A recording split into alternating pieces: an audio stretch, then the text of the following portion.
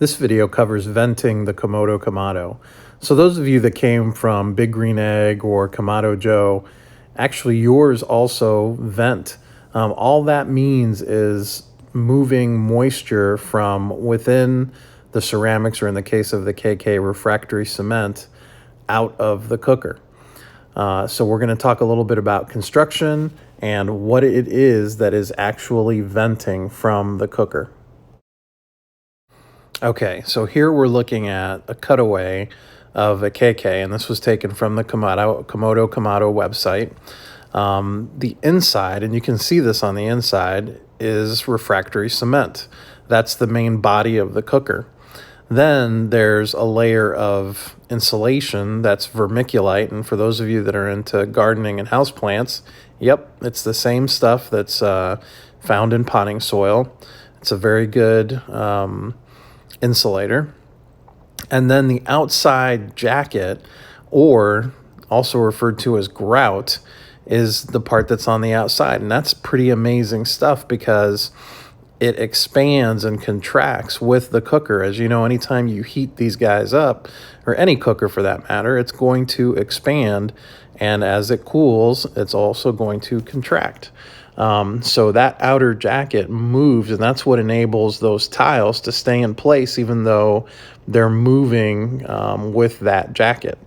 So that's what it's venting through. All right, so I put together this very fancy illustration from the art department here. So what is it that's actually venting when we talk about venting a cooker? So there's a couple of things. There's humidity that gets into that refractory cement.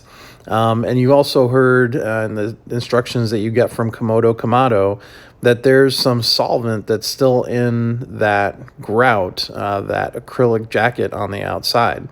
So this is why the instructions from Komodo Kamado are: heat up your cooker slowly, get it up to that 500, 550 degree temperature, and let it sit there. Let it sit there for a couple of hours or a few hours. The reason for that is that because of all of that insulation, it takes that kind of heat and it takes that kind of duration to get that outer jacket to the point that it'll actually vent some of that solvent that's still in there. So the other thing that may be happening is, as cookers sit, let's say you let your cooker sit in South Florida for a month before you ever fire it up. I can't imagine that. It is going to take in some humidity from the atmosphere. So that's going to go into your cooker, and as you heat it up, it's going to want to vent outside. So let's talk a little bit about the actual Komodo Kamado. The owner and designer of this grill is Dennis Linkletter, and he's based in Indonesia, in Bali. And I had a conversation with him in preparation for this video, and he said, "Oscar, I've got, some more details that I want to share with you before you put this video out." And so, we sat and talked for a good hour or so, and went through just a lot of the details here. So what I really want to do is make sure that you're getting the best information, and because there can be some misinformation out there. So Dennis shared with me that at the factory, all of the cement bodies of the grills are kiln dried so that they reach a certain percentage of moisture that's in the grill body, the refractory cement body. But as any of you know that have ever poured water on cement, it's porous, right? So cement takes in moisture. And so Dennis shared a story of where, some owners have told him, "Hey, Dennis, I'm having issues with the top of the grill. The spring doesn't seem to be that strong anymore."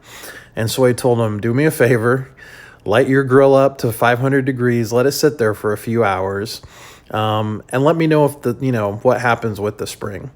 So what's happening is that cooker, and believe the example that he shared with me was someone in Florida, but he's seen it happen in a lot of areas.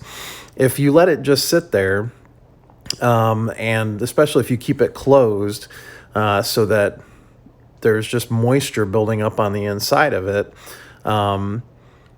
that moisture is going to be taken in by the cement, and in some cases by the top, to the extent that it changes the weight of the top to the point that the spring can't lift it anymore. And so after these owners do that, couple of hours at 500, 550, all of a sudden the spring works great again. The spring didn't change. It was the weight of that top that is being lifted. That's what changed. So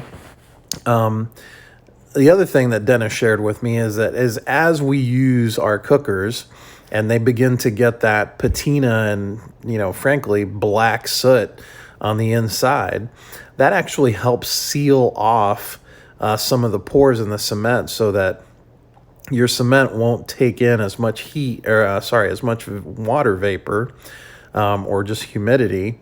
And that's one of the things that really, so it doesn't need to vent that much anymore.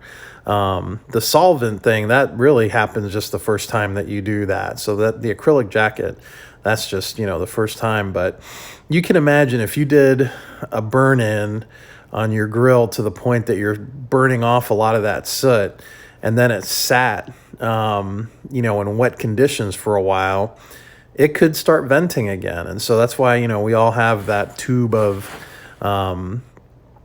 the grout so that we can reseal that grout. And really, that's the point of that grout, is not just to hold those tiles in place, which it does, beautifully, I might add, but its other purpose is to keep the waterproofing so that water doesn't get back in there and start popping your tiles out. So that's why it's important, as you see these little cracks when you do your first venting, just grab a little bit of that. It's almost like a toothpaste roll.